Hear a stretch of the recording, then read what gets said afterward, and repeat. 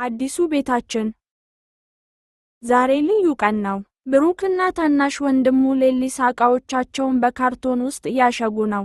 ብሩክ የሚወደውን መኪና ሲያስገባ ሌሊሳ ደግሞ ለስላሳ አሻንጉሊቱን ይዟል። ወደ አዲሱ ቤታችን ልንሄድ ነው አለ ብሩክ በደስታ። አንድ ትልቅ መኪና ከቤታቸው ፊት ለፊት ቆመ። አባታቸው አቶ ግርማ ከባድ ሳጥኖችን ወደ መኪናው እየጫነ ነው። ብሩክ ትንሿን ሳጥን ይዞ አባቱን ለመርዳት እየሞከረ ነው። ጎበዝ ረዳት ነህ አለው አባቱ እየሳቀ። እናታቸው ወይዘሮ እቴነሽ የመጨረሻውን ቦርሳ ይዛ ወጣች። ሌሊሳን አቅፋው የድሮ ቤታችንን ደህና ሰንብችን በላት አለችው። ሌሊሳ እጁን እያወዛወዘ ለቤቱ ሰላምታ ሰጠ። ሁሉም መኪና ውስጥ ገቡ። ብሩክና ሌሊሳ በመስኮት ወደ ውጭ ይመለከታሉ። መንገዱ ላይ ብዙ ዛፎችንና ቤቶችን አዩ። አዲሱ ቤታችን ምን ይመስል ይሆን ሲል ሌሊሳ ጠየቀ። በመጨረሻም ደረሱ። አዲሱ ቤት ሰማያዊ ቀለም አለው።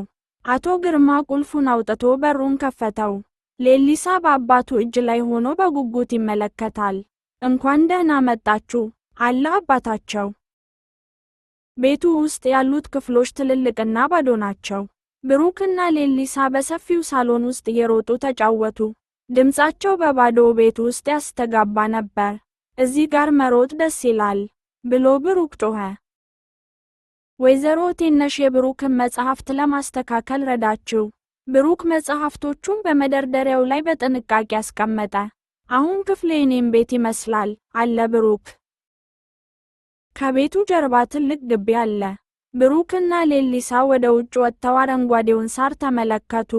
ከአንድ ትልቅ ቁጥቋጦ ጀርባ ተደብቀው አገኘሁ እየተባባሉ ተጫወቱ። ምሽት ላይ ቤቱ ገና አልተስተካከለም ነበር። ስለዚህ ወይዘሮ እቴነሽና አቶ ግርማ ምንጣፍ ላይ ተቀምጠው እራት አቀረቡ። ዛሬ ሽርሽር ላይ ያለን ይመስላል አለች እናታቸው እየሳቀች።